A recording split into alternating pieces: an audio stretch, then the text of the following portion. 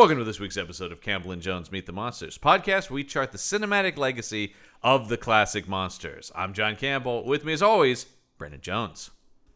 John, I'm very tired, but here's the thing.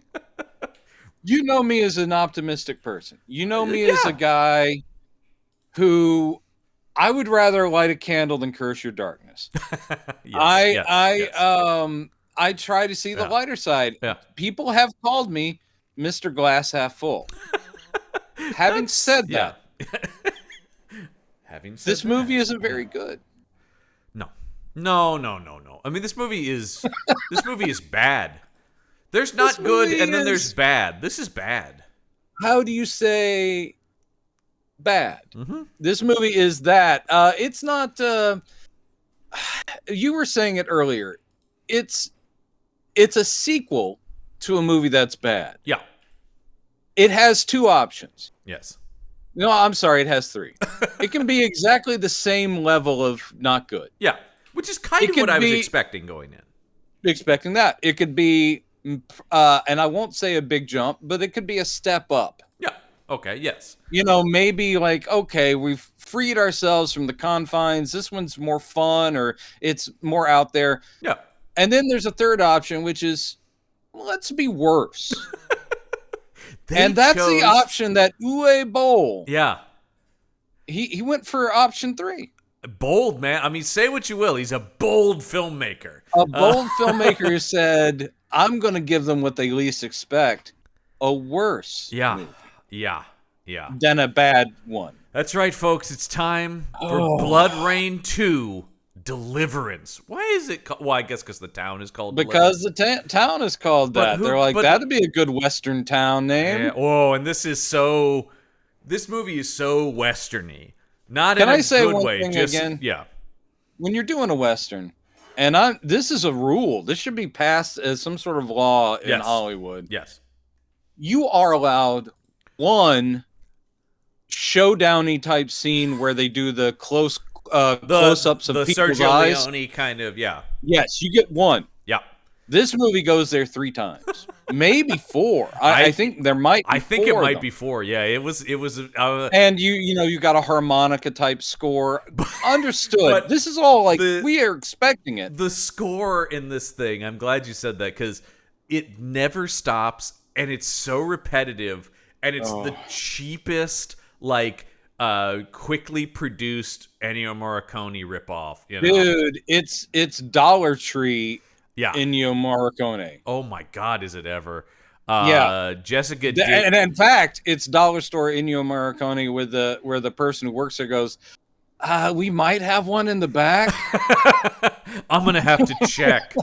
It's been back there a while. It might have spoiled. Are you sure you want this? Yeah, I don't know. It's got like rats have been chewing on it. Yeah, sorry, I need it. No, I need it. By the way, I just had to look because who's the credited composer on this? Jessica Ruige.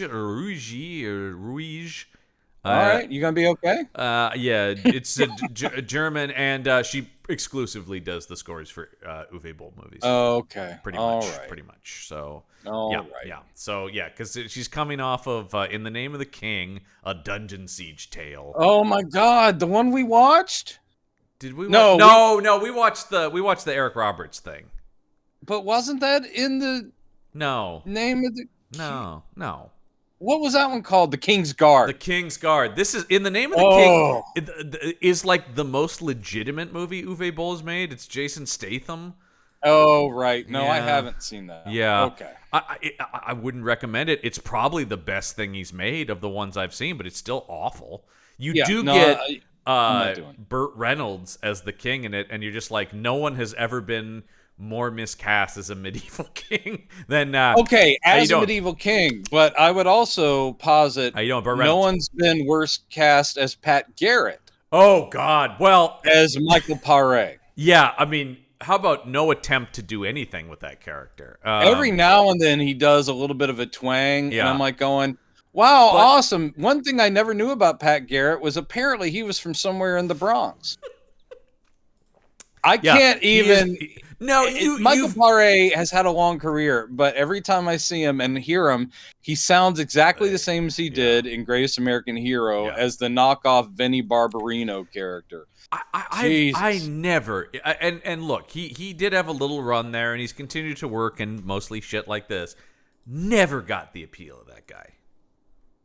Handsome-y kind of mook. But he's was a handsome mook. Even like in the 80s when they were trying to position him as a leading man, I always thought like, God, he's terrible in Streets of Fire. He's flat. The thing is, he's very flat. And sometimes if you're brutally handsome, and not brutally, but brutally handsome, then sometimes a flat affect can kind of like, oh yeah, he's a bad boy. He's above it. He's cool. But I badly want to love the movie Streets of Fire. That movie is so up my alley. But he is a massive problem in it. There's other problems, but he's the biggest issue in it. He is so horribly miscast. Talk about a movie that I actually have thought about wanting to remake. Streets of Fire. That could be done, I think you'd need to keep the 80s meets 50s aesthetic. Right, I think you would really lean into the otherworldliness of it, is what I'm saying. Don't forget, it's a rock and roll fable. Well, I think you really need to lean into that. Anyway, back to this movie. This is where this guy... But this is about where he should be, is what I'm saying. Like, his talents are where this should be. And then, I don't even... Like, you talk about this sometimes, and I get this for historical stuff, but particularly in this... What is the point of having Billy the Kid be the villain if he's just Dracula and he literally has like an Eastern European accent? I've said this to you before, and it's not just because of the age difference, but sometimes I'm as proud of you as I would be of my own son. I did not want to be the one to bring that up. I was like going, because if I bring it up, John will be like, oh, who cares? Well, I say Mr. that about... Historical Accuracy. This movie, but like nothing is gained from it here. A lot of the times when they change for historical accuracy, I'm like, well, I get the sort of aesthetic they're making, but it's like, okay, Billy the Kid is a vampire. Sure, do that. He was secretly a vampire. But why is he now talking like this? No, that's exactly the thing. If this had been where Billy the Kid, even if they had done 5 minutes of reading on Wikipedia, and said, okay, we're taking the real Billy the Kid, but we're just twisting it where he was a vampire, you could do that. And I would be on board because I'm up to alternate universes kind of stuff. Pat Garrett is a vampire hunter then who's hunting him. Yes. Great. I actually like that pitch if that was a comic book or something, you know? But they just pulled these names out of history and attached them in a way that doesn't serve either vampire storytelling or Old West storytelling because it's so far from anything. I loved the first, it opens with the montage, which we'll talk about, but then it cuts to the very first shot. Before it did, I said to myself, dollars to donuts, it will not look anything like New Mexico or Arizona. Because I'm sitting there going like, New Bowles shot this probably in, Romania or, in this case, it turns out Canada. Yeah, which is it's one of the two always in these things. Yeah, so I'm sitting there going like, I know Billy Kid's the character in this, and I haven't seen this movie before, so I have no idea what their take is. But I was like going, how come there's mountains and snow, and you see everybody's breath in every scene in this movie because they are all freezing. And I am on board for a snow western, but that is not where this takes place. No, I know, and I'm sitting there going like, oh my God, Billy the Kid himself probably saw snow maybe once in his life. Yeah, there is no. This movie does nothing with even the established, like, Cliff's Notes version. Pat Garrett knew Billy the Kid. Yeah. That's one of the famous things about it, that the guy who ended up taking him down in the end was a friend of his at some point. I mean, well, I don't know how you feel about the historical accuracy of it, but I love the Peckinpah movie. Of course. Pat Garrett and Billy the Kid. I mean, it bounces off. I mean, of course, it's. But that really portrays it as this kind of grand tragedy of these two guys. Yes, it's grand tragedy, and that's a way to play it. That's a way to play it. But even something like Young Guns, which I know we separate on, but at least you can follow what they're trying to do. And they're mimicking a lot of the true story about how he was hired on with this ranch, and he was good friends with a lot of these people, and then he was really kind of a this. But they, of course, action. like, man, he's kind of a crazy kid. And it's like, no, not really. But here, he is Cowboy Dracula. Yeah, and at that point, I just go, just literally make him Cowboy. If it's Count Dracula and he's come to the Old West. I know. Do it. If that's what you want to do. They're going like, are they going to explain why he's called Billy the Kid? No. So we're to believe in this movie, this is the historical Billy the Kid who sounds like Dracula, is literally dressed in black and red cowboy clothes, as if you had just said Dracula. If you had gone into an AI program and your prompts were Dracula in the Old West, this is what you'd get. It is. And he's played by Scott Farkus from Christmas Story. So, Yeah, I know. And I will say this. At least he is kind of disturbingly not handsome the way the real Billy the Kid was. But the whole thing of him just like walking on going like, I am taking over this town and turning the children into... And I'm like, what the fuck? Yeah, the second he started talking, I was like, I don't even know. Once again, I don't know. Or and there's no... Because I thought... Well, I don't know why I would have thought this once again. But I thought, is it a thing where it's like, yes, I have assumed this identity, but really my name is Vladislav, whatever. They don't do any... They also, by the way, I got to say, for a sequel, I either respect this or don't. We don't get a previously on. No. The montage is the closest we get. Bloodrayne, Rayne is dropped into the story. Yeah. And if you didn't see the previous movie, you get no explanation of anything. No. I love it. When she gets her little group together, which is one of the most fruitless things in this. It's like, we're going to do it. We're going to take him down. You're talking about the Forgettable Four? The Forgettable Four. Very good name. Thank you. And then she's like going to the Brimstones. Yeah. And you're like, man, if you hadn't watched that previous movie, you'd be like, what the fuck are they talking about? Yeah. And no attempt to make her European, which I thought was hilarious because Rayne is European as fuck. I can't remember. She shows up chewing on matchsticks and going like, it's like, yeah, buddy, hey, how you doing? Did Kristanna Loken do an accent? Maybe, or I can't kind remember. Of a Britishy, like, standard. What's interesting is here they have a foreign actress and are telling her to do an American accent. Yep.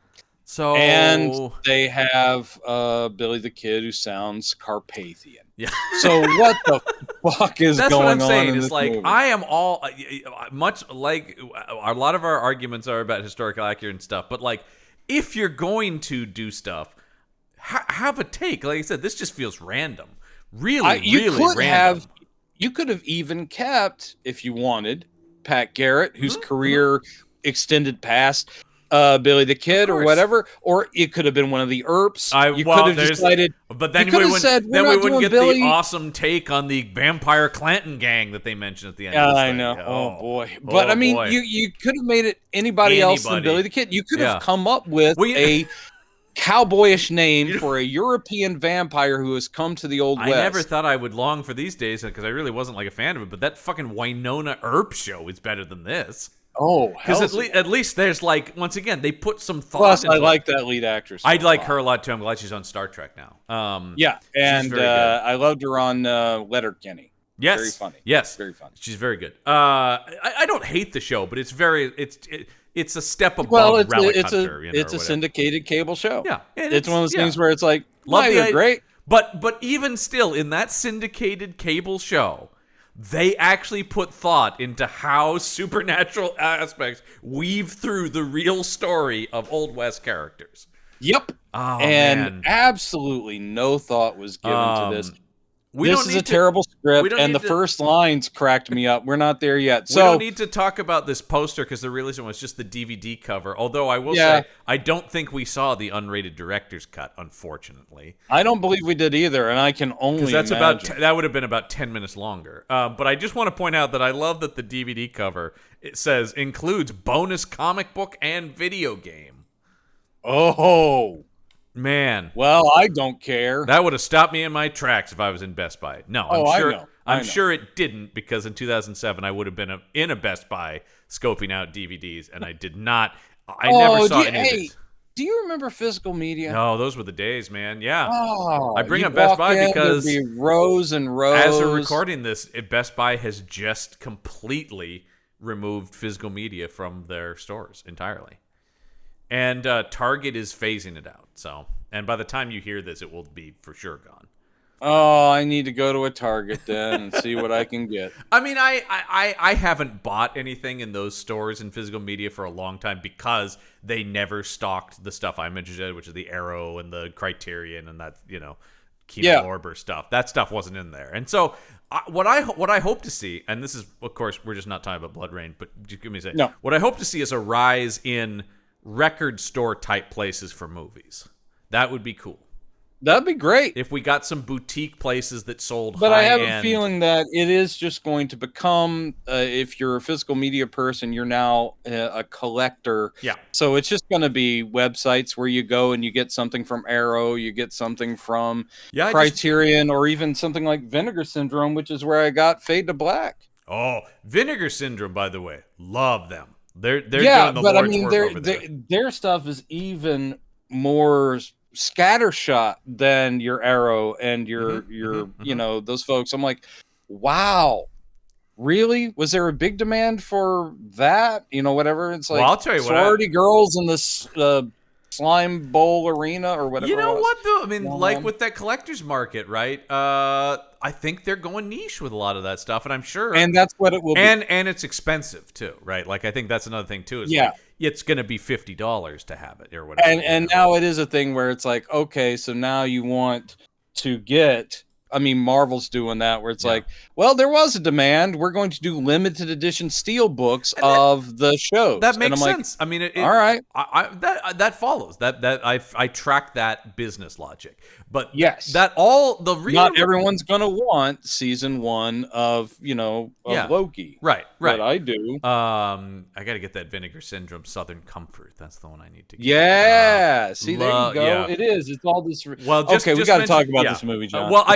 This leads into because this movie though, and I watch this. Watch as I steer this back. I'm ready. Nothing I love more than calling out the seamless. Now not seamless transitions. This movie though is really firmly in that era when DVD sales were obviously like the business plan, because this Bloodrayne, the first one, came out in theaters, and as we talked about, did terribly. However, it turned they just slept on it because it's so good. But it turned quite the profit from DVD sales and rentals, because I think a lot of nerds were like, oh, I know Bloodrayne. Shit, yeah, I'll rent this. I played that game. I'm not gonna go to the theater and see that. But hey, if that's on the Blockbuster shelf, well, it's just like what we do now when it's like, I'm not gonna pay to see whatever, blah blah blah, but I will stream it. Yeah, and I mean that's becoming more and more, pretty much almost entirely how I watch movies these days. But anyway, so I do think, and so this screams of, and there were a few things like this where like movies that did not great in theaters, but then found some money on home video, and then we got the deluge of straight to video sequels to those movies. That's why you have 18 Marine movies. That's why you have the insane number of the one that gets me the most of those is the Jarhead franchise. Because I can't believe there's a Jarhead franchise. Because Jarhead is a movie about a guy's real story based on his memoir. Yeah, it's a great movie. It's also really a drama. It's not like an action movie.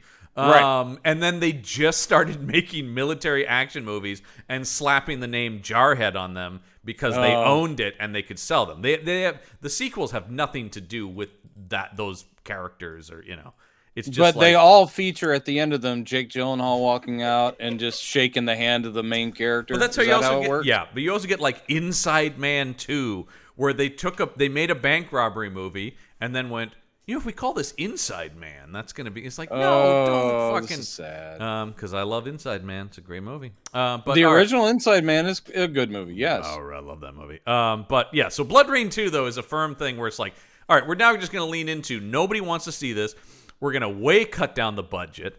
Because what was the first... That was something that kind of surprised us about the first movie. It's terrible. But they had a castle resources. they could shoot in. It's still not. It doesn't look great. It doesn't look great. It's still a cheap-ass movie. Yeah, but it's a $25 million movie. The first movie. Yes. This is less than $1 million. Has to be. No, you're going to be horrified by what I'm about to tell you. Budget. Okay. Projected budget $10 million on this thing. I just threw it from my mouth. Because the first movie looks pretty bad at $25 million. This thing looks like it was made for 10 cents. Like really, this looks like they cheap. Literally went to a theme park in Canada that's set up as Old West Village. And shot for a weekend. No, 100%. This was some standing, already existing Old West town. Yeah. Which is why they probably, I bet they even got the idea for this sequel because they were like going, you seen that Old West town that's out in Canada? It's pretty good. And they're like, we should put Rayne there. When I was in college, I worked on a movie that shot in basically like a theme park Old West town here in Oregon. Because they had it. Yeah. But they couldn't afford to go to a good one like the one they had on the Warner Brothers lot, which doesn't exist anymore. Here's the funny thing about the one that I worked on, and who knows where that movie even went. I've never seen it. But it had asphalt streets. Yeah. So it's like 1875 or whatever, and there's a fully paved street. You know what I might have done as the director? Avoided shots of the street. I don't think. And if you needed one or two shots of the street, I would have thrown some dirt on there and then made it mud. Yeah. Looks. I can only imagine it looked terrible. I don't think that movie even made it to editing. So, well, this one is $10 million. Well, where did that money go? Because Paray is the biggest name in this thing, and he's not they're not paying him shit. Oh, right? you don't get Natasha Malthe, cheap either. Yeah. By the way, we've switched out Kristanna Loken, who apparently at this point was on the L Word, is what it says in the trivia. Was she? That's what it says at this time. Yeah, she just declined to reprise her role as Rayne due to commitments to the L Word. Oh, and she was also doing, the same year this came out, her Painkiller Jane show premiered, which I think we mentioned briefly on the previous Bloodrayne. So she was like, I think anything that got her out of this, that's got to be good, right? But our old friend Natasha Malthe is back. We can't avoid this woman. Nope. And she's not good in this, John, but she's not bad in this. Are you about to say something good about her? No, I'm saying that she's just nothing in this movie. I have no... Yep. I can't really say... This movie doesn't really have a take on the character. I was going to say, because I can't really say she's bad in it because there's nothing there. So it's not like, there was something and she's not playing it. She doesn't show up for like 20 minutes, and even when she does, it's just sort of like... Is this her movie or not? And everyone it's like everyone in the West already knows her. Yeah. How long she been in America? Yeah. There's no reason why she's here. That's the thing for this Bloodrayne trilogy that we're watching. I know the good thing about the character, just like we were talking about with Captain Kronos, is the concept of she's bouncing through time. Yes. So I love the idea of taking a medieval vampire lady, putting her in the Old West. I mean, that sounds right there is an elevator pitch. Great. And the idea of a franchise that's going to actually do the Captain Kronos thing. One of the big problems, though, is you need money, right? You need money, and you also need someone who can write a script. Well, yes. Look, though, that's shooting for the moon. It really is, apparently. I mean, I say that about much. I mean, we just saw Madame Web. Yeah. Sorry to have dated this. Yeah. Which came out I can just sit there going like, when you're hearing this, but much more expensive movies have been made that are just as badly written. Yeah. But so you can kind of say, well, this one's a low bar, but you can still write an intelligent script. You can still have a good story that puts Vampire Lady in the Old West. Always the thing that gets me is the cheapest thing you can do is work on the script, right? Like if you're making a movie, that's all the stuff you're going to spend money on. You can take a lot of time to write the script, though, and that doesn't cost a whole lot. I mean, you got to pay a writer, but you can pay them peanuts, you know? You can. As people, and I bet there are people starting out who are more talented than this person who wrote this thing. I'm just saying, I would happily write any Bloodrayne, really, truly, and for almost no money. Because at least it'd be something, and I don't have to like leave my apartment to do it. So, But I'm looking at who the writers on this thing are. No, I do like that when I click the first writer, most of his credits are as storyboard artist. Like he's worked on a bunch of stuff as a storyboard artist, which, okay, great. That doesn't mean you're a writer. Like he's written a few things, but he actually does do a lot of storyboarding for a lot of he was storyboard artist for a lot of the Flash TV show. He worked on Schmigadoon, which I know we're both fans of. Again, storyboard artist is a separate thing. Like my friend Mark, I always bring up Mark simply because he's the only storyboard artist I know, and he's very successful at it. Mm-hmm. I know that he can also direct. He's only done 2 features, which were small features, but still, he himself admits he's like going, "Oh, I can't write." In other words, he works with screenwriters. Okay, so I'm not saying they're mutually exclusive. By the way, you could be a good storyboard artist and writer. 3 credited screenwriters on this thing. Good Lord. Yep. The second name, most of his credits are as an assistant cameraman on movies. Okay. So, I mean, and then the last guy only has 2 credits. This and Uwe Boll's Far Cry movie, which you can listen to in the archives of the Action Shelf, and is terrible. Wow. But better than this, I will say. Sure. It's still slightly better than this, because it does have Udo Kier as the villain. And come on. And I will say, though, this really, Zach Ward is trying to, but there isn't, this doesn't have, like, a good actor slumming it and having fun, like a lot of these do. There's no Ben Kingsley in this one doesn't. I mean, I will say this about Michael Paré, and it's weird and sad when you go, he's the name. Yeah. I will say, unlike that other thing we saw with him in it, which was also a Western. Yeah, what was that? Wasn't that one of the Bronski? Wasn't that one of the Bronski? Right. Ones? He's in one of the Bronski, also in the Action Shelf archives.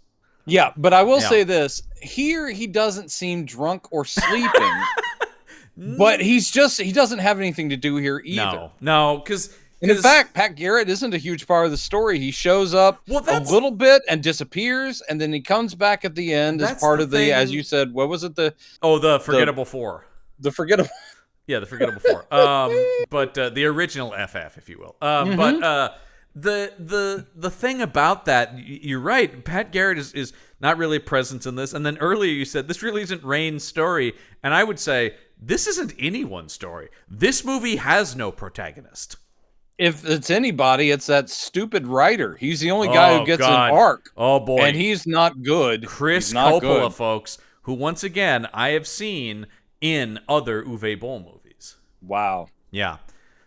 Although he's at least skirted the industry. Like, by that I mean, like, he's in an episode of Bones, and episode of this, and episode of that. I can only say how is he in a Barry? That must have been 2 lines.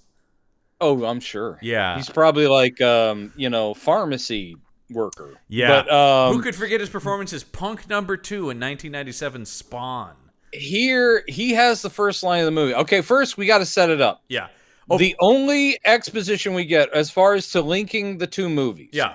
You get a, again, this is a Dollar Tree Ken Burns montage. The Old West photos. Well, first it's a tintype, which I love, a tintype of like the Bavarian castle or whatever from the first movie. Then we see all these old photos of like ships. And we're like, oh, we must be going somewhere. Now we're in America because there's a Statue of Liberty. Oh, okay, great. And then like trains. Oh, are we going out to the Old West? Yes, we are. That is the opening of this movie. Yeah. It is a slideshow, which is shittily edited. Bad choices for the slides. You're like, what are you telling me? What story is this? And you're not seeing Rayne in any of this. No, the only thing it is telling us is this movie will be the Old West. Yeah, it is. That's it. It's like, we've gone from Europe to America to the Old West. Yeah. Thank you.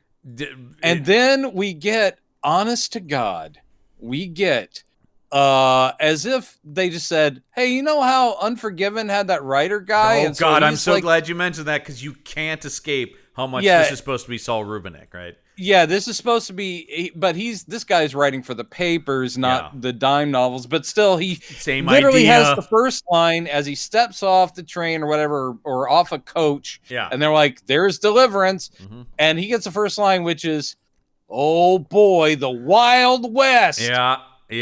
I'm sorry, the Wild West was not like Disneyland when it was actually contemporary. People didn't say, "I'm going out to the Wild West," like TM trademark. No. They might say, "I'm going out to the frontier," or "I'm going out to that state or that county." Or how about "I'm just going west," even would be fine. I'm going west. I'm moving in that direction. Yeah.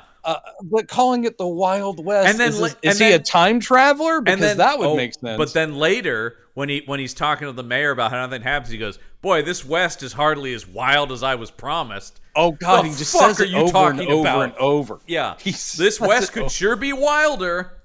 He literally does say that. John's not making it up. That's not even a joke. No. They have this character constantly going like, "Boy, it sure is boring around here. I thought the Wild West would be wilder." Yeah, he does. He meets the mayor of this town called Deliverance, and the mayor is and he's interviewing him in a bar, and the mayor's going on about how, well, we're about to get the train is about to come through. What is the mayor's name in this movie? Oh, I don't know. No, I don't remember. They never say it. He's credited as mayor. Holy shit, they never do they? He's actually in the movie a fair amount, and he never gets fair amount and a fairly big character. And he never got a name, because I was looking through going, well, who played the mayor? And then I see, oh, Michael Robinson when you look at as the credits, mayor. It is all just like that. Yeah. It's just like people are listed by their occupation. Hey, Sheriff, Michael Robinson, who plays the mayor in this, though, is in a movie we both love. What is that? The Frighteners. Is he? He plays the unforgettable part of Deputy. Oh, he was great as Deputy. That's the thing. Yeah, he's one of like 5 deputies. Wow.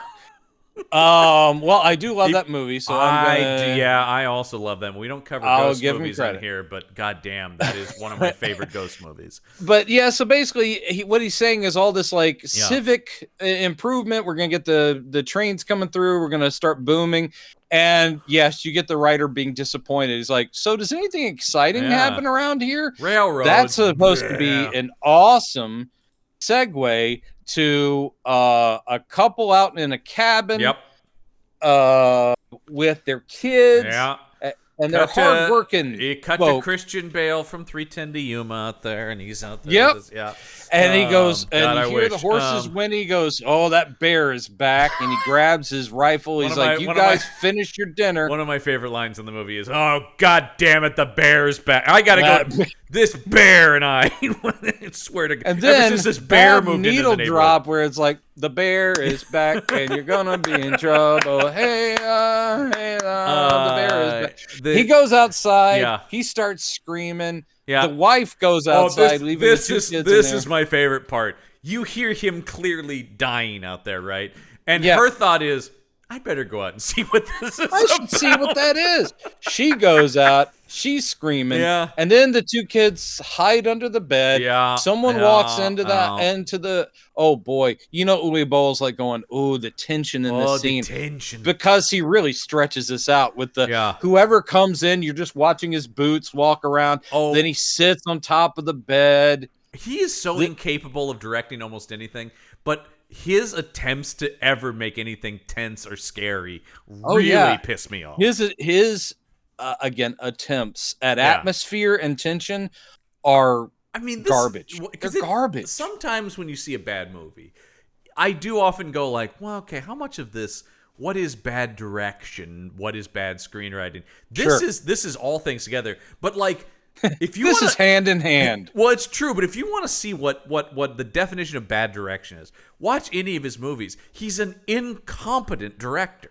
Like, almost every choice he makes is wrong. Where he puts the camera, how he lights a scene, there's nothing that works. And again, I'll always bring him up. Sometimes you will look at a director who you don't like, and this is, I'm going to say, subjective for me. Yeah. But sometimes you can say they're good at this. Yes. You know, I always bring up Snyder. Yes, you do. I don't like Snyder.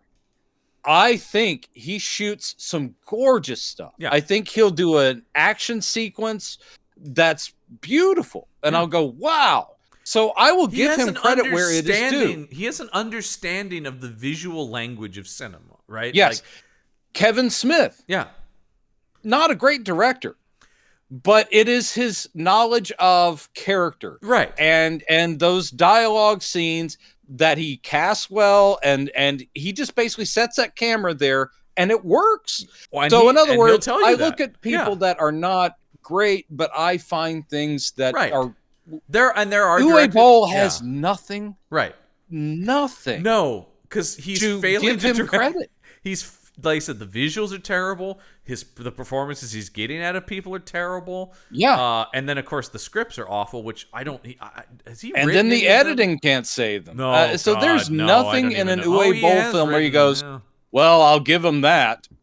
No, I'll give him nothing. No, really. Like I said, I've never seen this level of like incompetence. Truly, like where you just go, like I think he just can't. He doesn't know where to put stuff. Like as we always say, but he keeps getting. We will be getting a challenge to meet him. We're gonna get the Scott very soon. We're gonna get the Scott Pilgrim-esque email going. I have challenged you to a fight. Whatever. In 7 days, we will fight him, and whatever to the death for. Yeah. And he will beat us roundly. That may be his only saving grace. He is a physically fit man who will fight you. But that's always the thing. But whenever he does that, I'm always just like, so what? That doesn't mean like, oh, I guess he is a good director then because he can beat the shit out of a critic. Does not make. Never mind then. Him a good filmmaker. Yeah. But you can still sit there going he really did box a couple critics. He did. I can't believe the guy would destroy you. I will say, if you look at him, he's like a small guy, but he's one of those like small, scrappy, like that guy's gonna kill somebody in the ring. And he works out. Yeah, and this is a big thing for him. So yeah. Well, I guess he is the film director who could punch you, but that doesn't make him a good film director. Although I would put this out since we brought Snyder up. I think Snyder could kick his ass. Snyder that man is cut. Yeah. So I think if it was a Snyder versus Boll, I think he's got some height on him, so I think there's some reach in there too. But the difference is Snyder seems like a much nicer man. It would be like Snyder's a ripped, but like, I don't want to hurt anyone kind of guy. Well, I have a feeling he would just go, no, I don't have the time to go punch this guy. Uwe Boll did actually try to get try to do a boxing match with Michael Bay, and that was basically the response was Michael Bay being like, in what world do you think I have any interest in that or the time to do that? Or like, I don't even. And how does that make us better filmmakers? Yeah. Okay. Anyway, anyway, but it's just crazy to me that he keeps making movies, even tiny movies. $10 million though is a crazy amount of money to imagine for me to have to make a movie. Yeah, I know. And he's still like he's got another movie that he's already finished shooting right now. It's in post-production as we speak. Good on Uwe. I guess. He has idiots, quite possibly European idiots, 100%. who are willing to pony up the cash to keep this man in a job. Looking at his filmography, I don't think anything's been released in the States for quite a while. I don't think so, at least. I don't know. Well, we're missing. Yeah. But I'll say this. Anywho, so the black booted person who sits on the bed and starts basically taunting the kids and then pulling them out. This is our introduction to the film's idea of Billy the Kid. Billy the Kid. Yes. And somewhere the makers of the Time Life series, the Old West, are spinning in their graves. Boy, I had those books when I was a kid. Of course. I don't think this guy would call himself Billy the Kid. I think this guy would call himself William the Lad. I mean, again, they could have just come up with like a European vampire has come to the Old West and given himself like this is what they do. Yeah. I will be a cowboy villain and I'll give myself a name. I am Wilhelm the Conqueror or whatever. It's anything. Like, sure, go with that. Fucking anything, really. I've never been more baffled by. I know. I was sitting there going like, well, this will be his mentor. And then I'm like, oh God, this is actually Billy. Or I thought he might be the guy who turns Billy the Kid. Yeah, that would be one thing if Billy the Kid is like the henchman of like Eastern European vampire, right? That would have been something. This is Billy. He pulls out the kids and he doesn't kill them. The idea is that we find out later he is basically abducting the kids. Oh, I'm just going to cut to the chase here. Yeah. His plot. Yeah. Which also doesn't make sense.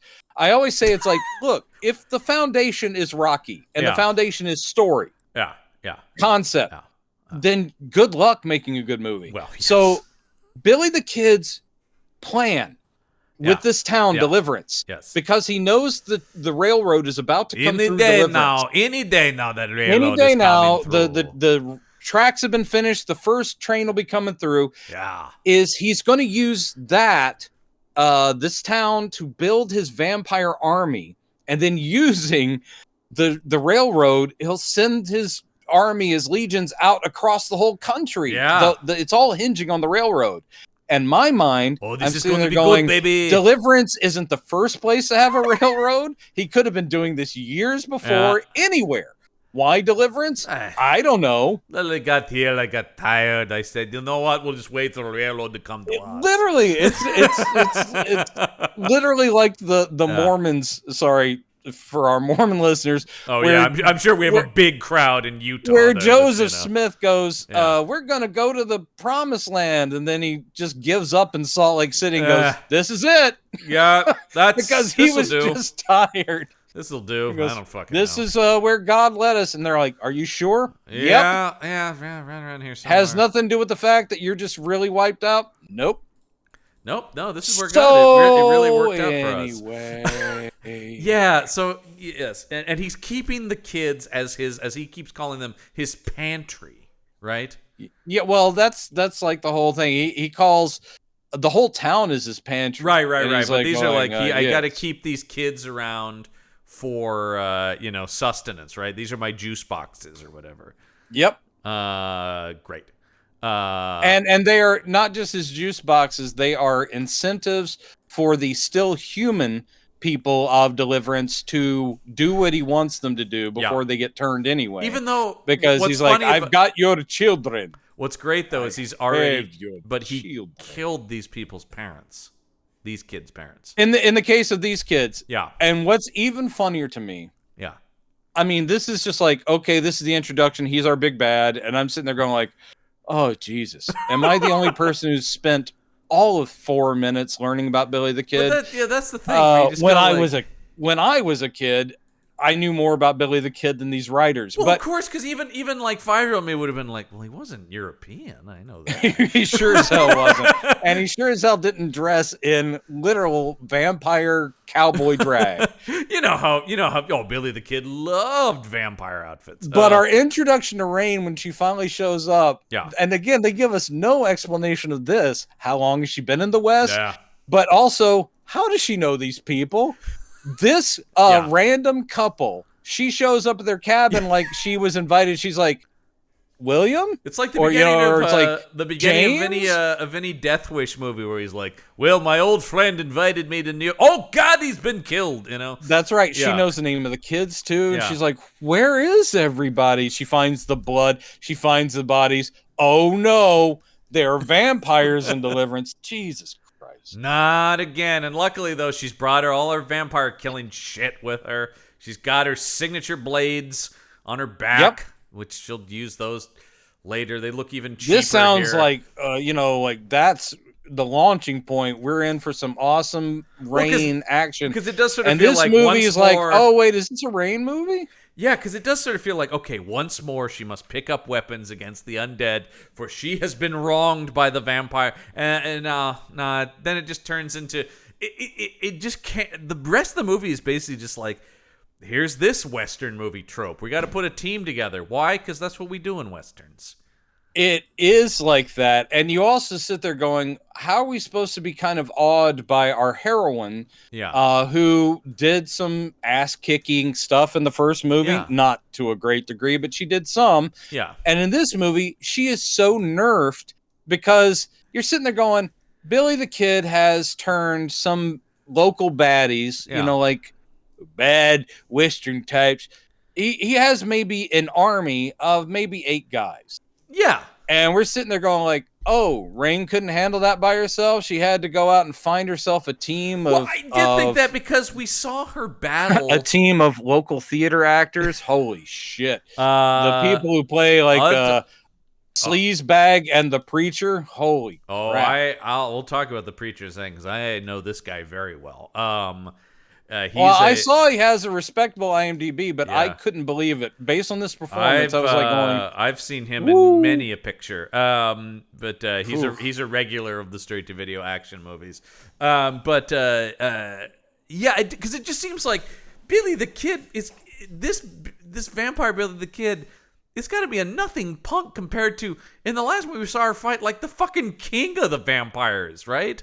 Like, seemingly those elders in their castle must have been way more of a threat than this jackass and his, Yeah, but you're, forgetting that this is Billy the Kid. Right, it's Billy the Kid, the rootinest, tootinest vampire of the Old West. You know what I'm actually shocked by? Why make him Jesse James? Isn't that a bigger name in terms of outlaws? Yeah, and I mean, it would make about as much sense. I mean, that's what I mean. It's like that's what I also thought. It's like, why Billy? It's like they picked a name out of a hat. If they were just gonna make Vampire Cowboy, they could have called him any famous outlaw. I think I told you this a while ago. I think possibly the idea would be because you would be sort of leaning into a tribute to, a B picture of the past, which was Billy the Kid versus Dracula, which, as I told you, I had actually started coming up with a historically accurate. Yeah. Like I was going to turn it maybe into a novella, and I was doing research about post his death. It had been faked, and he's out in California, and I was going to redeem the old B movie by making it legit. And then I said, that could be cool. Oh God, stop. I said, stop, Brendan. Don't do it. I did. I don't actually think that's that bad an idea, though. That could be cool. Well, it's not a bad idea. No one's asking for it, I think. Maybe. No, of course no one's asking for it. Yeah. But I always thought, again, that's a cool concept. So I have a feeling that's why this movie has Billy the Kid in it. It's like, it's like our little wink to that other movie. Right, yeah. No, I think you're right about that. But if you're going to wink... maybe again, read a Wikipedia page. That movie is a much more accurate depiction of Billy the Kid than this. It is, at the very least. It's an American character, and I'm like going, okay. Look at low bar now for any Billy the Kid thing for me now is he American? Okay, well then we're good. That is the lowest. Yeah, fine. Bar. Then if he's American, then this is dead on as far as I'm concerned. Yeah, all of a sudden, whatever you feel about Young Guns is out the window. You're like, Young Guns is dead on, man. Fucking dead on. Well, comparatively, god damn it, yeah. It is the gospel truth. Jesus. Yeah, it's really bad. So anyway, she's real upset about this. Everybody's rootin' tootin' in the saloon, although because this movie is so cheap, even though $10 million feels like it should buy you something, there's like 4 people in the bar at all times. Exactly. Even though it's supposed to be the like scene in the church when we meet the preacher. Oh, there's that nobody thing cracks there. me up, where it looks like it's shot in a barn and everyone is freezing their fucking asses off. I've never seen British that much Columbia. mist coming out of people's mouths. Oh, it's like, crazy. These people are literally freezing to death. Anyway. Yeah. No. So they. Yes. The let's see. What is this? Oh yeah, right. The vampires already know her, except for people also say, "Are you a working girl?" So you have plenty of scuzzbags coming on to her, like she's a prostitute. Yeah, or whatever. Yeah. Oh, but right. She seems already when know she comes into town. They were. Yeah, that is weird. She comes into the town and they act like they don't know.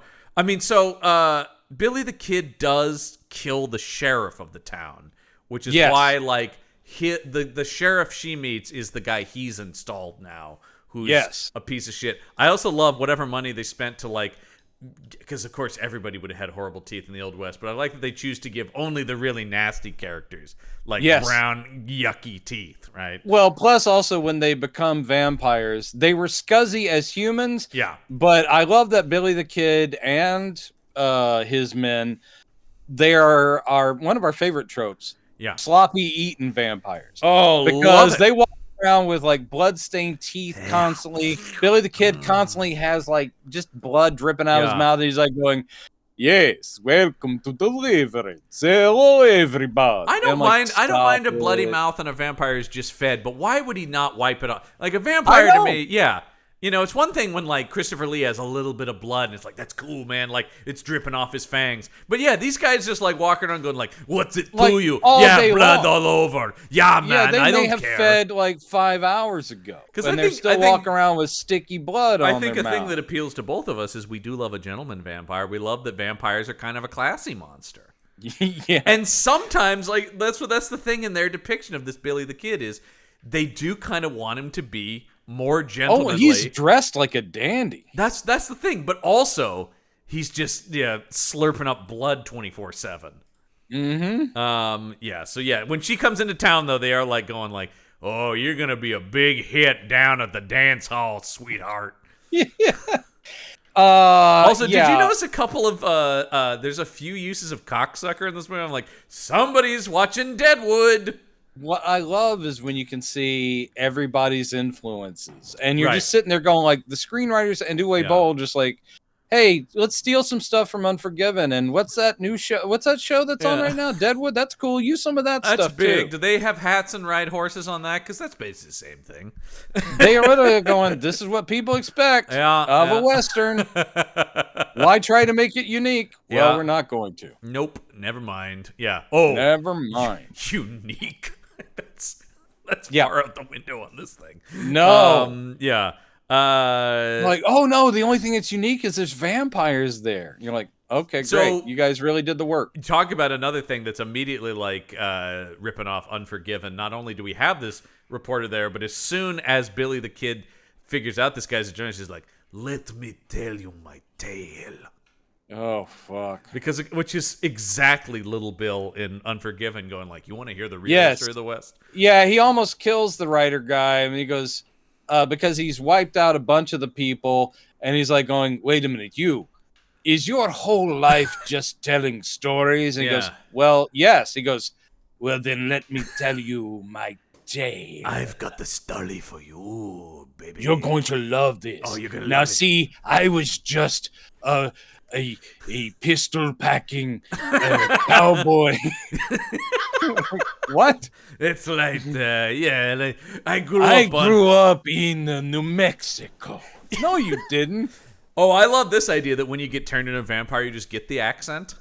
Maybe that's the guy walking around talking like this, and then he got bit by what's this? Now I speak like this. That's it.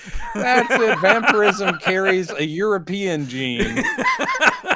A Balkan gene. It's My God, this man came from the hills of Kentucky, but now I talk like this, and I must find the finest I don't want to turn. Hello, how are you? I feel so much better now. It reminds me of the line from the What We Do in the Shadows movie where he just goes, "When you become a vampire, obviously you become sexy." You know, like it is. It is very much that. So yeah, he's like, oh God. Also, when we did, I just want to briefly touch on when Rayne is introduced. She rides that horse in slow motion for what feels like 25 minutes, right? Oh yeah, because again, any sense of timing or pacing, despite the fact the background doesn't look right at all. Once again, for this where this is supposed to be, she's riding through like lush greens of what is clearly a Pacific Northwest woods. You know? Good Lord. It's farther north than the Pacific Northwest. It's Canada. Yeah, that's the thing. Well, that's the thing, exactly. And it's those gray skies of, once again, what I recognize as my home, kind of, you know? Yeah. That gets me about that. And then I will say that they never do. I don't think they ever say what state they don't. No, and I actually like westerns that take place in other, like things. Yeah, I said I it's love not a snow that a western. western can't have snow in it, but if No, you're I love talking about Pat snow Garrett and westerns. Billy the Kid, Yeah, they did not go that far north. That's it exactly. Ever. I love McCabe and Mrs. Miller and stuff like that. But Yeah, yeah, gorgeous, and once again, so cool to see like the big coats or like the snow bounty hunting sequence in Django is cool, right? Like, yeah. And Hateful Eight. Exactly, yeah. A beautiful western and like shot in a beautiful gorgeous. snowy. Yeah, Tarantino climb. loves a snow western as well. But but lean into that then. Give me snowshoes and big giant coats and no. No, it's still just Western town. So she does meet after she discovers the bodies of these people. She does meet Pat Garrett, who's like, fucking vampires and shit. Well, one thing I think is pretty funny is and actually I made him sound like Ted Levine, who would have been a better choice. But this is basically like. My name's Pat Garrett, and how you doing there, Pat? It's like, what's going on in Deliverance? And basically, she's like, it's full of vampires. He's like, oh, okay. It's right. This is kind of in a universe where no one actually does freak out about there being vampires, just the fact that they're now in their town. He knows about vampires because he's looking for Billy the Kid, who's a vampire. And he says, yes, you and I should team up. I think we're after the same thing. And she's like, no way, pal. And he's like, don't worry, I'll ask you again later in the movie. It'll be all right. Oh, I'll ask you later. And then also I'll find out you're some kind of vampire. Because that's the thing that's crazy. Once again, I mean, there's so much. But like the thing about, she's just like, no, I don't want to work with anyone. And then she just hard turns in like 15 minutes going like, yeah, not only am I going to work with Pat Garrett, but we're going to build a whole team. What led to that? Mm-hmm. Anyway, yeah, so she comes to town. She immediately draws all the attention to herself by winning a game of poker. And these guys are like, hey, you've been cheating. Yep. Yeah, you're going to cheat. I challenge you to go outside. That's right. And we've got to get, the first of our standoff sequences. Oh, God, there's so many. And this guy's out here. It's one of Billy the Kid's vampire goons. Yep. And he challenges her. There's a quick draw. So it's like now we're doing, some combination of Maverick and Quick and the Dead and, whatever. Just throw all that shit in there. Yep. And one of the things is there's no doubt all the vampire Quick and the Dead. Gunfighters in this movie are cocky because they're like, we're vampires. So even if they do win. We did see that when the sheriff confronted Billy the Kid. He shot him a bunch of times and he just kept coming. Yeah. So that's why he's cocky. But of course, Rayne has the silver bullets that are also dipped in garlic. Yeah, and holy water. In garlic. Yeah, it's just like, you know what? Just throw everything at it. Literally. Also, inside each bullet is a little bit of the Eucharist. Why so not? There's a holy wafer in there.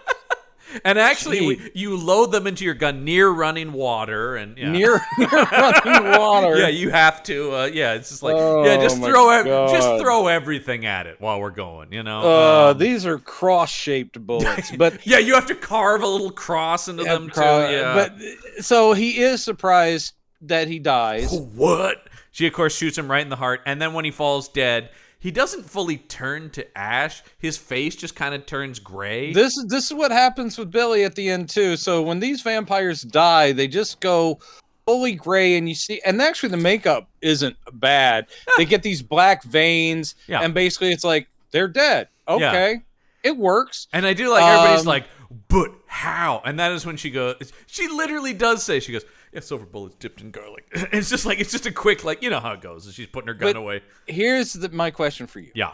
At the end of the movie, one of the arcs of the story that's generous to even use that word. It takes everything, like having their kids abducted and most of the town turned into vampires and all this.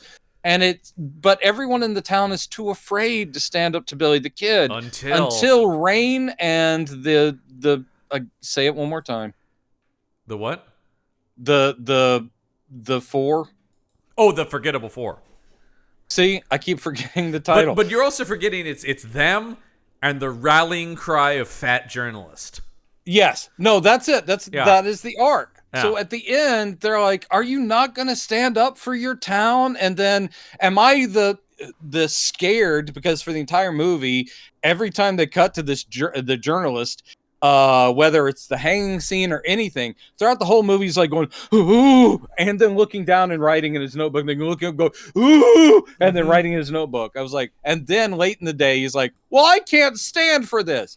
But anyway, when the town does finally rise up to take down the vampires, they're just using normal guns. I know. And they're just blowing everybody away.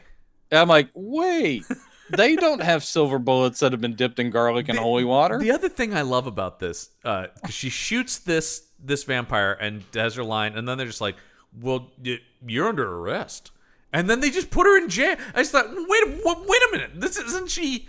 No, she just is like, yeah, okay, I'll go to jail then. Yep. And so she's in jail. There's the mysterious, gunslinger guy who's like, what'd they put you in for? Yep. And turns out that he's also been hunting vampires. And this is the first time it's said in the movie, because I was like, oh, right, the first movie. She goes, wait, are you a brimstone? Yeah. And I was like, oh, God, that's right. There's like... a universe here, apparently. And for half a second, I thought, oh, this will be this movie's Rayne love interest. And I will say this. Yeah. They did not go there. They did not. I know. This movie has no time. There is a scene where she seduces someone, but it's not to completion, if you know what I mean. And it's just to get the guy to agree to fight with them. And I kept thinking, boy, there were probably easier ways in doing that, because he basically, once they say we're going to kill some vampires, he's like, great. He really didn't take any kind of convincing. So I'm like, why pretend to come on to him anyway? Yeah, I know it's very weird. But here we don't have shoehorned in romance, which I'm shocked, because he already did the sex against the jail cell scene in the first movie. I thought he was just going to go right back at it again. There is, well, again, we didn't see the director's cut, but as far as I know, this movie didn't go into naked. No, I think the next one does, and I think that was because I think there are actual quotes where he just goes like, "Yeah, I made the mistake on the last one of not doing that." It turns out people like the naked. Yeah. Okay. I've learned my lesson. Especially if I have no story, a bad script, terrible direction. Yeah. People at least want the naked. Oh, God. Okay, I have the thing here. Because you can go to the IMDb trivia, and it says, what are the differences between the R-rated and unrated cut? On point, we dodged a huge silver garlic coated bullet. Oh, really? The director's cut shows senselessly extended scenes and some further plot extensions, but no more violence. So it's it was just... So it's just talky talk? It's just more talking scenes. There's nothing that makes it unrated for content. Well, it's literally maybe just some 10 of the, more minutes of movie.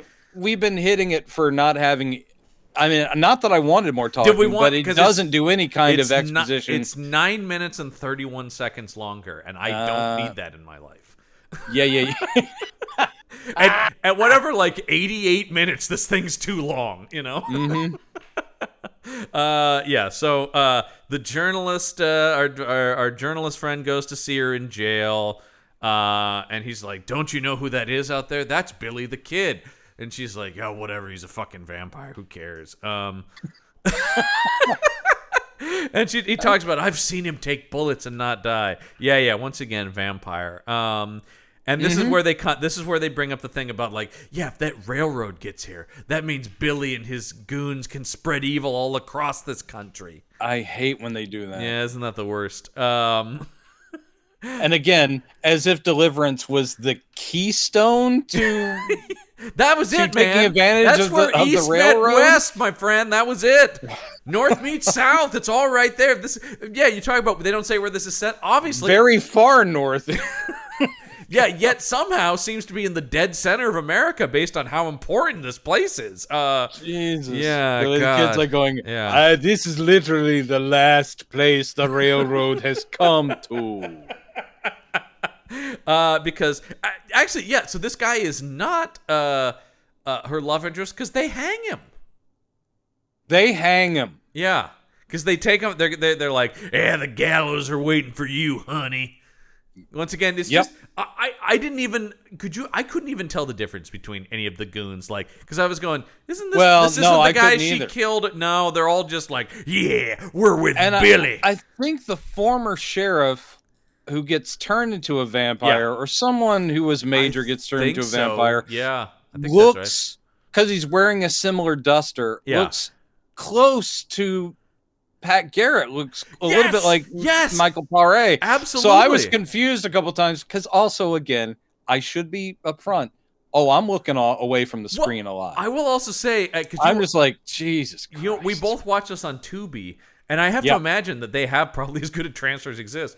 It looks like shit. You can't see anything. That's another thing too. Is so already the picture quality is so bad because I'm sure this never made it past DVD. There's no high def restoration of this, so it looks like there's garbage. One in the works, but they're really taking their time with it. You can kickstart it now. The process to upgrade this thing to 4K. I am going to donate $5 towards that. I want one of those like Criterion things where it's like transfer supervised by director Uwe Boll. You know, it's just like where it gets its own little stamp on there. I want. Yes, I put my signature on it because this is. I was watching the. Every Finally, frame. The way I envisioned it can come to life. It's good. It looks good. Looks very good now. It looks better than when I shopped it. That's for sure. That is the thing. Not only is it's so. I can make that joke, but you can't. It's so underlit. Everything is at night, and it's so dark. And but not dark in like not in an atmospheric way. It's just dark. It's just dark, and so that's another thing that helps. Not only are people dressed and like groomed the same way, I also can't make out anyone's facial features to begin with. So I really don't know, because when they hang this, who's a vampire at this point? They hang this guy, and then later I'm like, wait, this isn't the guy who got hanged when they find the other gunslinger guy? Right. Like, no, it's a different guy. Okay, right. All right. Jesus Christ. Anyway, she escapes from the gallows, of fucking course, obviously. Yep. Easily, too. Yep. And then ends up diving into water where she gets saved by Pat Garrett, who goes, I guess you got to, you got to help me. By the way, you got to help me. We're going to work together now.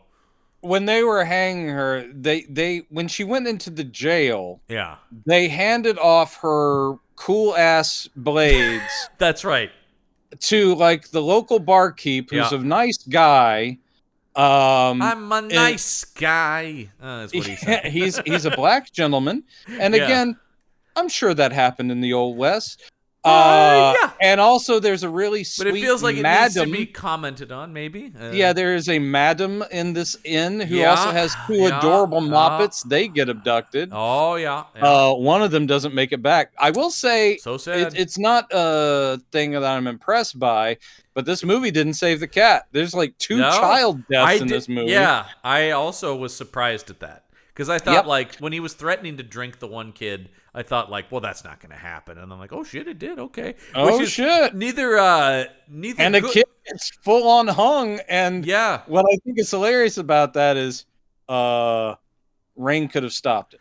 Yeah, when Rayne does save the rest of the kids. Holding that thing. Yeah. So it doesn't yank them up. God, what a horrible climax. I know. And then when she successfully cuts them loose, that move is it's not new. She could have done that immediately.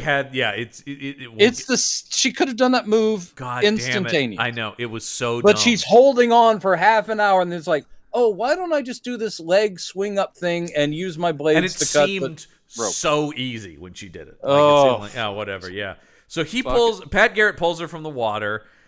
He's nursing her back to health, but he's like, wait, you seem to be healing pretty well from those wounds quickly. Also, just real quick, I did get all your weapons and equipment back from I got your stuff from the guy. And hey, are you dying? When she goes like, I need blood, and he's like, whoa, what are you, like a fucking vampire?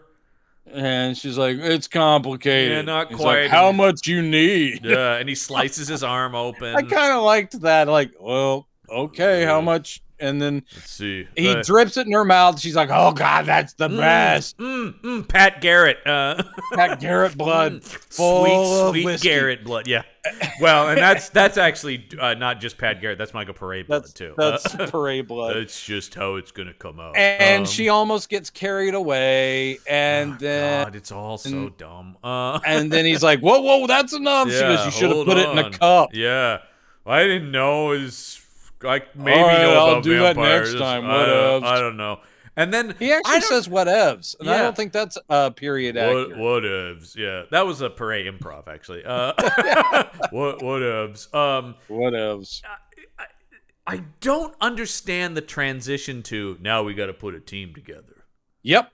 I don't follow. Why did that? What leads? Unless to that it's just that she's like, I'm just a girl and I can't fight that many vampires. I'm just a girl standing in front of a vampire asking him to let her slay him. You had me at welcome. But it's so fucking stupid. But they do decide. She's like, I think I know some people, and then maybe he's the one who's like, I think I know he does because he pulls out the wanted handbill for the preacher. Oh right, which is what leads us to what makes him think that this guy. I mean, he must be like somehow this con man. Preacher is also a badass with a gun. Why are these the two guys they go to, and why do they stop at them? Like, why is it we only need these two guys who don't seem to be much anyway? They go see my friend Michael Elkland, who plays the preacher. Wow, I'm sorry if he's your friend, because I'm about to unload on his performance, which is so community theater. He's going for his Oscar in this. Well, and I will say that is pretty consistent with a lot of the stuff I've seen him in. He usually one of the reasons I remember him in all these movies is he's always does he always go big? He always goes big, at least in those. But then once again, he's a guy though who also does legitimate stuff too, and he's in like episodes of he's an actor in Dude, Canada. I looked at his IMDb and I was impressed that he has had this long career, which means he either got better, or he has a different take. I think based on what I've seen, I think when he's in these, he's like, all right, I'm gonna do this, and then my guess is because like he was on, he does a lot of. I said he's clearly like a local British Columbia guy because he's in all the shows that come through there. And there's a ton of work for you though if you're halfway decent in that era. But I think my guess is he knows when to go big and when to tone it down. Would be my guess because this is not going to fly. I don't know if he knows. It's just that he chooses. But like he played the doll maker on Arrow, which is a pretty big performance, but like worked in that context. And actually, speaking of, he was a recurring regular on the aforementioned Winona Earp. He's in 19 episodes of that.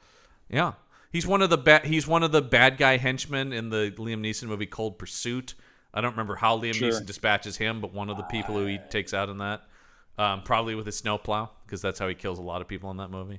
Okay. Yeah, that movie's awesome. I'll just say here, go see Cold Pursuit. He saw this on the page and he's like going, "Oh boy!" And like I said, I distinctly remember him from a movie called Vendetta, which is a prison movie with Dean Cain, where he's the psychotic warden, and he's just Dean Cain, Well, such a this psycho. is what he's doing here. Yeah. It's basically him going like, "I can go over the top," because this guy is. I am preaching the fire and the brimstone, but at the same time, I sure would love it if you paid me some money. But that's not the point. The point is go towards the light. Yeah. And I also, of course, am hypocritical and kill people. But that's not the... And you're like, stop it. Stop it. Dial it 4 times I will just say, this guy has 139 credits on his IMDb. It is he works all the time. Well, it is good crazy. for him. Yeah, but he is batshit bad in this. But he reminded me of people I have worked with in local theater. Yeah, it is just like once again where it's like maybe that is his approach because like I said, it's like well at the very least they're gonna remember me. You're not gonna forget this performance. And whether that's good or bad, he doesn't care. They. they're like, you're gonna, you want to come join us? And he basically is just like, yeah. I don't even think that there's much convincing.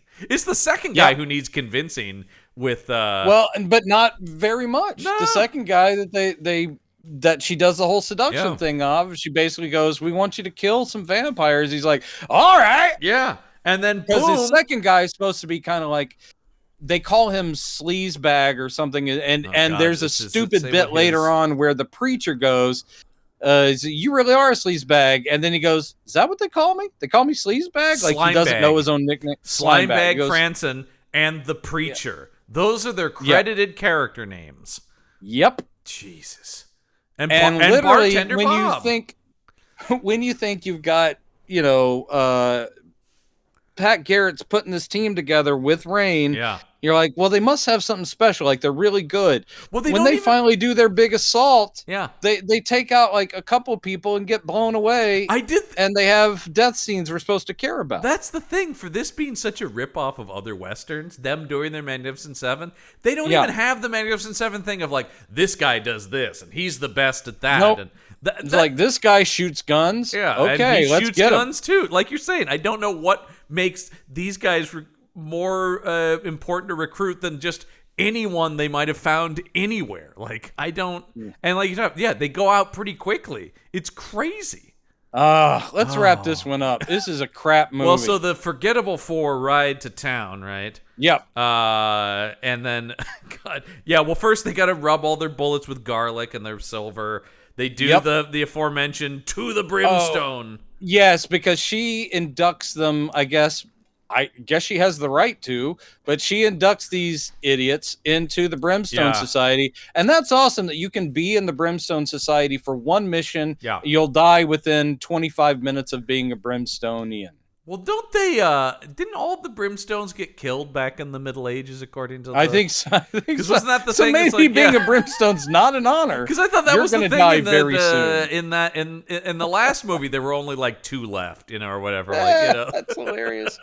It is no honor to get that little necklace. I mean, because, by the way, your barometer for your standard of badass vampire killer is Michael Madsen in a wig. So I'm just saying. But also... I long for the days of gets out of a chair to swing a broadsword. Yeah, but you know what? I'll take Madsen over Perret any day, all day, because that guy can actually act when he's bothered to. He knows when that was some shit. All right. So here's one of the dumbest scenes in the movie, and there are many dumb scenes, but I love when they're talking about like when once again, this is when the journalist guy who's back in the town is going, "You guys, we can't just let Billy like take the town." And this is the mayor's argument. Now the mayor, who's just a coward, his argument is, look, all right, he's not going to hurt your kids because he needs them as leverage, okay? Yeah. And so what the thing is, we should just wait him out. Let the railroad come in, then he'll let us all go. I'm just like, you fucking idiot. What are you talking about? He's talking about something that the writer came up with to explain his behavior. Like, I can't fathom anyone who hasn't had a massive brain injury thinking that this line of like, really, it is just like, this evil vampire guy who's holding our kids hostage, once the railroad comes in, which is really what he wants, he'll just let us all go. Like, what are you talking about? Especially when he has turned here's half the town already. And then here's his big suggestion. He goes, actually, that's right. He doesn't say wait out. He goes, what? Here's the suggestion. He wants the railroad. What if we just go to him and say, hey, we just got word they're actually not bringing the railroad. Oh yeah, that was his other big plan. It was just to make up something and say, turns out they're not sending the railroad this way. So then he'll just leave us alone, right? He'll just move to the next town. What are you talking about? That's the stupidest thing I've ever seen in a movie, and I nearly forgot it. Thank you. I'm also glad I wrote that down, because he's just like, we'll just tell him that, and then but at when least he goes, is this true? We'll all just nod and go, that's what we all the heard. writer character becomes like the guy who's trying to get everybody on board. He does immediately go, oh, that's stupid, that would never work. I was like, oh, thank you. At least the writer knows that's dumb and has another character go, that's dumb. Talk about a character assassinating your own character, though, to just go, I'll just make this mayor a complete moron. And by the people who haven't been turned, aka the people who are still human, they basically just hang out in the saloon. And it's been days. Yeah. They're just in there they're going, I miss my kids. I hope they're okay. Well, okay, so let's talk about the Forgettable Four go into town. They're all standing there. And because it's a vampire movie, did you like this? The clock strikes midnight, not high noon. Midnight. Well, even better is that we have a character say, we're going to hang you at high midnight. Oh God, I actually did not write that down. The character says high midnight. Yeah. And I'm like, oh, I want to shoot you in the face so bad. That's not, oh God, yeah. And so high midnight. And you've got Michael Puri going, Billy the Kid, you come out here and you face us. Here's another question for the screenwriter. Do you have him on the phone still? Yeah, I've got him here. How you doing? Okay, hi, good. Hey, how's it going? A question. Yeah, here's a question. Rayne is a Dhampir, so she's a day walker. Yeah. Yep, got it. And the humans who are helping her know they're fighting vampires. So why don't they do their big assault during the day? Well, if you you can't blame me for this one. That's every movie you guys watch. Holy shit. Which is true. They ride into town to take down the vampires when they're at the peak of their powers. I will say, that is incredibly stupid. However, that is something that is not a unique sin of this movie. We've seen that time and time and time again, and it drives us up the goddamn wall. Because sometimes they'll come up with some lame ass like they were trying to and got delayed, or I do like that. Those are always my favorite. Either the vampire hunters couldn't get there till after dark, or also the reverse of the vampire who forgets it's almost sunlight. You know, oh shit, it's dawn. Oh, who was watching the clock? Yeah, good lord. So I like Pat Garrett calls out Billy the Kid. Nothing. And so then the preacher goes, this will get him. By the way, yes, you did the quote. He actually does shout, Billy the Kid! Oh, yeah, he does. Not William Bonney, or William, or Billy, or just Billy, anything, or Kid. Yeah. I mean... anything that would imply any level of familiarity with this person. Yeah, I don't think people, if they were addressing him, Billy they were the talking Kid. about him, they're like, do you hear what Billy the Kid did? But if you were talking to him, you wouldn't go, hey, Billy the Kid, did you want extra cheese on these nachos? No, hold on. You would just say Billy or Kid. I love the idea of it's like, or Billy, Bonnie. I'm sorry. It's Billy the Kid, pal. All right, you call me by I the don't full know name. where you're coming up with this. Whoa, when did we get this familiar, pal? Billy the Kid. Oh. Asshole. Oh. Yeah, fuck. But I love, so nothing. And so the preacher goes, well, this'll get him. And he just shoots something and it lights a whole thing on fire. And he's like, that'll fucking get him out. And it does. Yeah. He like sets a barn on fire and then like, they all come out. Yeah, now he's going to be pissed, right? We're burning that barn. Yeah, it's like, well, you've called me out. I am here. Oh, I loved that barn. How dare you? It was my favorite. Actually, he doesn't come out, but all of his goons start coming out. And then there's literally, I just, like, my note just says they shoot. Everybody starts shooting at each other. And at a certain point, Rayne starts using her swords. Whatever. They're blam blam. They're whatever all over the place here. But Rayne finally finds her way to where Billy the Kid is holed up. And yes, this is where she opens a door, which activates a mechanism where a giant piece of stone, I don't know where you got that from, some castle somewhere. It's true. That gets no explanation. No, just has like, why would that be lying around this town? Stone column that he's basically using as a counterweight to the kids who are strung up. Yeah. So the counterweight, and so when she opens the door, all the kids start getting strung up, and he's like, ha ha ha, now I have you. Talk about comic book villainy, but even dumb by comic book villain standards. Yep. And basically sitting going, I could count on you. You would never let these children hang, so you are stuck. That's right. Got you. Until you eventually figure out a very easy swing up move with your blades. But one of the kids does immediately hang. Like the shortest one immediately hangs and immediately dies to make us feel terrible. Yeah, she was able to save Brendan, all but one. You know, a movie needs consequences, all right? Like, you're right. You're right. This is good drama. Right. I'm a bleeding heart. Yeah. I'm a bleeding heart. Just for that comment specifically, you're gonna have to fight Uwe Boll. Oh shit. So yeah, but he is just, once again, he's not doing anything. He's just like, oh, yes. He's just sitting in a chair, and taunting her. I mean, kind of an easy gig for Zach Your Gordon. men are being killed by my men, and I'm just gonna sit here and make fun of you. I do see in my notes, and I'd forgotten this. He also the kid hangs, and then he goes over and drinks that kid's blood, going like, don't want it to go to waste. Yeah, it is kind of a waste not want not. Oh shit! Hold on, that kid's still full of blood. I appreciate that. Yeah, sure, I don't want to lose any of that. That's still good blood in there. And that kid is then like ghostly drained white. Again, the makeup, which only shows up a couple times, terrible and kind of. No, I thought the makeup was okay. It's surprisingly subtle, actually, for this movie. I would expect it to be terrible because they like try way too much. But they actually weirdly, it's actually okay. Yeah, it's. And it's not overdone. They only use it sparingly. So anyway, yes, meanwhile, two members of the Forgettable Four, step into a barn where they are immediately surrounded by vampires who also inexplicably have a Gatling gun now. Yep. So and they're just and this scene goes on forever before they finally just decide to turn around and sacrifice themselves. Yeah, they kind of like go, well, I guess we're going out, but let's go out shooting. And he shoots it in slow motion with the big bloody squibs. I'm going like, oh god, he thinks he's doing Wild Bunch, doesn't he? He really does, because they stand there rocking as they're getting shot for conservatively 8 minutes.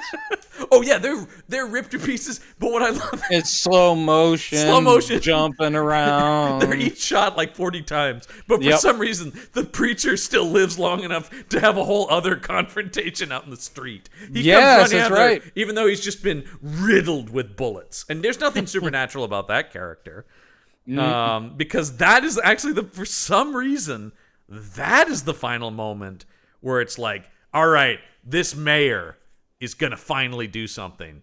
And it's basically the writer guy shames everybody. Like, are you gonna let them do our work and save the town? And they're like, yes.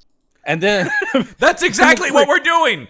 And then the preacher guy dies, and the writer is like, fine, I can't stand by and not do anything. And he grabs a gun and goes out. And then finally it's like the mayor and everyone else goes, come on, everybody! What I love, though, and this reminds me of something in a much better movie, but a movie that irks me so much. The arc of Matthew Modine's character in Dark Knight Rises that never made sense to me.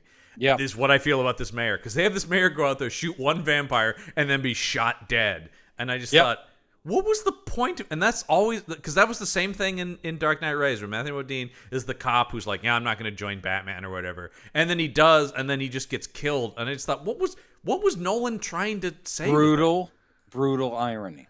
Yeah, I guess, but you're just like, okay. Yeah.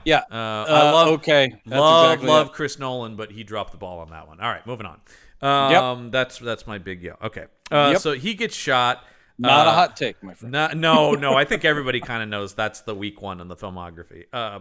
So the preacher guy, though, shot to pieces, gets shot again as he's running down the street. So he's got like 50 holes in him.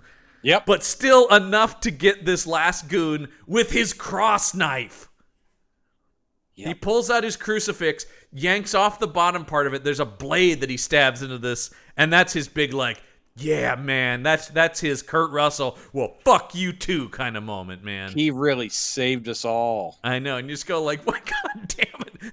Number one, my God, the man was shot so many times and still was alive, enough to get that sweet-ass moment, I guess, is what they would argue. If you liked the character. And why would you? No, how could you? There's nothing. There's nothing to like or really dislike beyond maybe that the guy's doing too much. But on paper, this character is nothing, as all the characters are. So who cares? So yeah, the town folks are fighting back, and And now, of course, by the way, Pat Garrett does nothing in the end of this movie, right? No, he really doesn't. He's just kind of, I think, because he's not there helping Rayne. No, he's not with the other two guys, Preacher and Slime. He's just kind of among the other crowd people. I think you see him maybe shoot a vampire or two, but that's about it. He doesn't do anything more than any of the other just like extras do. Yep, that's so weird. Because it turns into, then you get this incredibly long fight between Rayne and Billy the Kid, and then Billy the Kid gets her, I'm calling him properly out of respect by his full name, Billy the Kid, get it right, don't forget it, Billy the Kid. So they get this that spills out into the street, and she gets her ass handed to her by Billy the Kid. But he doesn't fully kill her because he's got to turn around to the crowd and go, look at this. This is who you send to save you. She was your champion and I have laid her low. Yeah. And, oh, wait, sorry. This is what Pat Garrett does.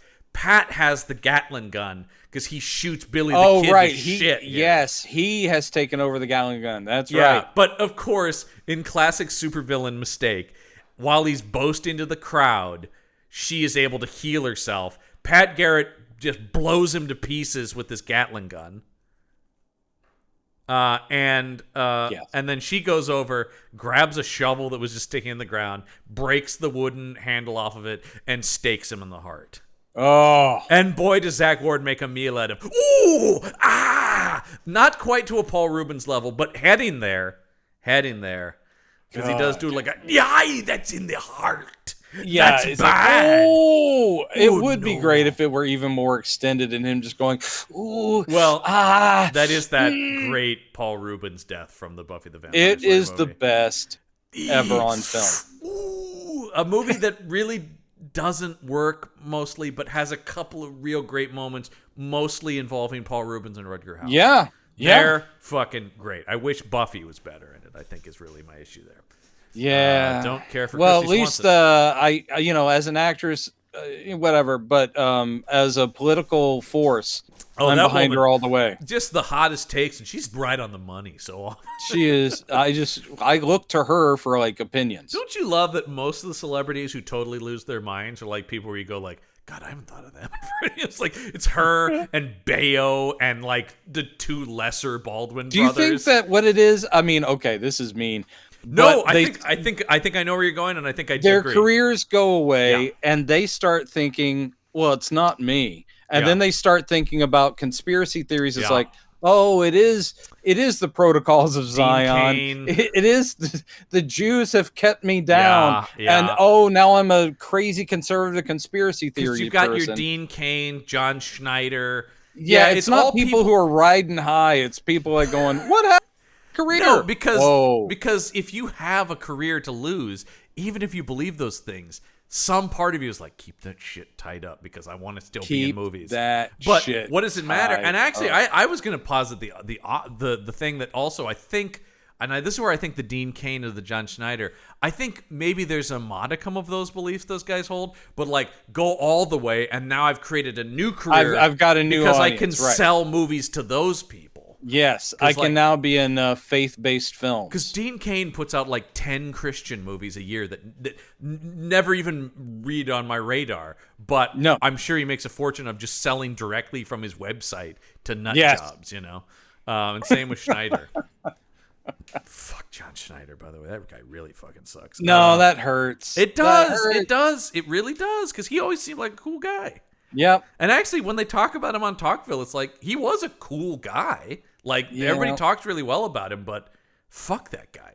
All right. So and then of course, can we say, fuck Billy the Kid? That guy, man. What? In the words of Norm Macdonald, what a jerk. What a jerk. That guy was such a jerk. He's so mean.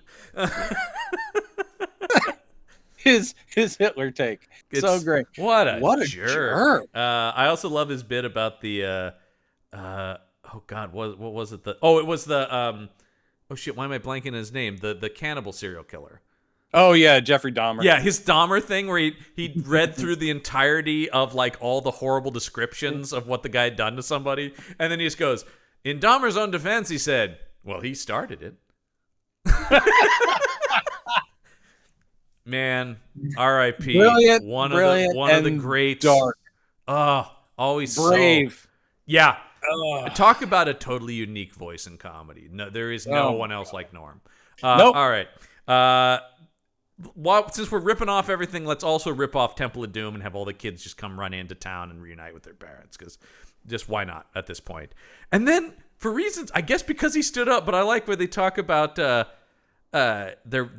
cut to the next day or days later or whatever. We get a little epilogue, and Rayne's leaving town, and the journalist guy is going, well, I could tell your story maybe. And she's like, don't you have a job here as sheriff? I'm like, oh, they made this fucking idiot well, I guess if everybody else is dead, and I guess because he rallied everybody, he's the sheriff now. Yeah, and now he's like going, I guess I'm the sheriff. You're welcome to stick around. And she's like, I gotta be traveling on. I heard by the way, she did when the kids got freed after, like we've defeated Billy the Kid. Yay. She at least goes, hey, Jonathan, and whatever, the kids from the very beginning. Yeah, the thing that apparently started this whole mission for her. Yeah, she's like, sorry your parents are dead, but it's good to see you. And they're like, it's good to see you, Auntie Rayne. We're orphans. And she's like, yeah, who's taking care of those kids? Unanswered. Nobody cares. Yeah, and he's like, you're welcome to stay. And she goes, no, I'm moving on to Tombstone. Yeah, she goes, I've heard tell about this. I gotta head to Tombstone because apparently there's a rumor about this vampire Clanton gang. And then his Pat Garrett has to go, are those the ones Wyatt Earp is after? Yeah. Those are the guys that my friend Wyatt Earp, who I definitely know. Yeah, like wow, because the audience are all idiots. But I also love the idea that make the reference that in the Old West, somehow like Pat Garrett and Wyatt Earp, just because they're both lawmen, would like know each other and what the other one's up to in some sort of way. Exactly. About, like, I just got off the phone with old Wyatt there, and he said that he's going after these. It was actually a party line, and Bat Masterson was on there. We're like, Bat, get off the line. I'm talking to. Yeah. Jesus. I said, come on. Yeah, you know that Bat Masterson. He does go on. Jeez. We were talking to the Rifleman. We were talking to Maverick. Yeah, Maverick was on there. Marshall Dillon got on the line. Dillon, and that guy can jaw and jaw. I'll tell you Thank God it wasn't Festus. Oh, jeez, am I right? Yeah, when that guy gets on the horn, I tell you. Yeah, so I she do writes love off. that all the great figures of the Old West, all the famous ones, they all know each other. They're all pals. They all knew each other, man. They were all just hanging out together. Is this you, Hickok? Yeah. Off the line. Oh, there he is. Boy, they call him Wild Bill for a reason. Am I right? Oh boy. Jesus Christ. Yeah. And so she rides off. Though we, of course, next we see her, she'll be in Nazi Germany. So, which is, where Bull wanted to get to the whole time. He wanted to get there the whole time because he's like going, we don't even have to pay for uniforms. I have all that in my closet. Now that seems like that might be reductive, but it's actually there's a lot of evidence that he really is into some pretty weird shit. I could not. There's no way in hell I could sit through his Auschwitz movie that he made. Oh no! Where I think he plays one of the Nazi guards too in it. No. Yeah. Well, we'll only have to deal with one Uwe Boll Nazi movie, and it's not next week, right? No, it's not even this season. It doesn't come out. We don't even get it till next season. What's next week, John? Oh, man. I think we've earned this, Brendan. This is an actual major studio movie that I like, and that is a little film called 30 Days of Night. 30 Days of Night! A real movie. A real movie. Real movie. For us, even if they weren't incredibly successful. Yeah. And I like this one. I don't love this one, but I like it. I do like it a bit. And I'm a huge fan of the comic. It's one of the singular... It's one of the best premises concepts ever. And it's one of those things where you go... And I'm sure Steve Niles must have thought this when he hit it. I was like, someone has to have done this before. How has nobody ever done this? It's a brilliant idea about a town in Alaska where it's night for a full month. And vampires descend on it. What a great idea. It's also got Josh Hartnett, who I've always really liked. And it's great. You've also got Danny Houston talking about doing some villain work. Oh man. Yes. But that's what I'm saying is like, even when I don't think it's an amazing movie, I look forward to its sheer competence. Well, and David Slade is a decent director. What we watch all the time. Yeah, no, these are rarities. I will say we've got some better stuff for the next couple weeks before we immediately descend back into pure garbage. But garbage is always around the corner when you're talking about monster movies. Let's be honest. It really is. It's always just about to get there. So, but that is going to do it for this week's episode of Campbell and Jones. Oh, by the way, of course, we don't even need to say, don't fucking watch this. Under no circumstances. Yeah. I know for completion's sake you need to say that, but if anyone could have listened to what we just said for 8 hours. Went like, I don't know, maybe it's good. Oh, God. So don't watch it. Yeah. No, it's terrible. As if directed by Uwe Boll shouldn't steer you away from it. But that's going to do it for this week's episode of Campbell and Jones Meet the Monsters. I'm John Campbell. I'm Brendan Jones. And remember, there are such things as monsters. Mothers, don't let your babies grow up to be cowboys.